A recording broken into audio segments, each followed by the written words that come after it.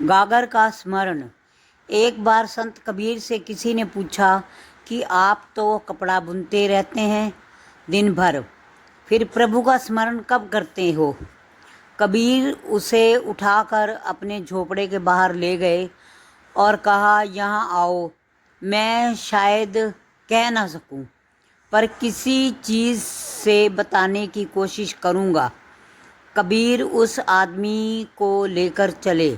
थोड़ी देर के बाद उन्होंने देखा कि एक स्त्री नदी से पानी की गागर भर कर सिर पर रख कर जा रही है।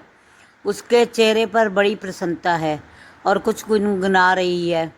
उसने गागर बिल्कुल छोड़ रखी है, फिर भी गागर सिर पर संभली हुई है। उस उमंग से भरी हुई तेज़ गति से चल रही है। कबीर ने कहा, इस स्त्री को देखो, इसके सिर पर गागर है पर दोनों हाथ छूटे हुए हैं। इसकी चाल में गति भी तेज़ है और कोई गीत भी गुनगुना रही है।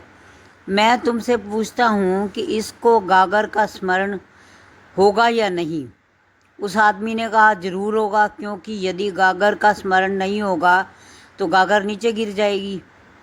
तो कबीर ने कहा, जैसे यह स्त्री रास्ता पार करती है, गीत गाती है, फिर भी गागर का स्मरण उसके भीतर बना है, ऐसे ही मैं जब कपड़ा बुनता हूँ तो परमात्मा का स्मरण करने अलग से समय नहीं निकालना पड़ता। मेरी आत्मा निरंतर उसमें लगी हुई है।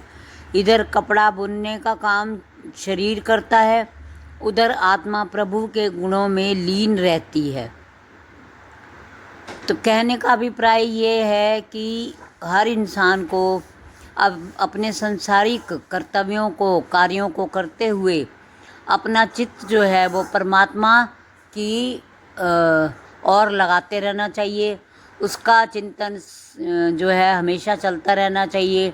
भगवान का स्मरण करते रहो और हाथ से कार्य करते रहो, और दुनिया संसार आपके दिमाग में ना हो, सिर्फ परमात्मा का चिंतन हो। बहुत खूबसूरत सी छवि अपने मन में परमात्मा की बनाओ, भगवान कृष्ण की, बाल रूप की, या भगवान रामचंद्र जी की, जिससे उसको हमेशा, अगर आपके दिमाग में परमात्मा की याद रहेगी, उस छवि की याद रहेगी, तो आप संसारिक कार्य आपके बड़े खूबसूरत तरीके से होते रहेंगे।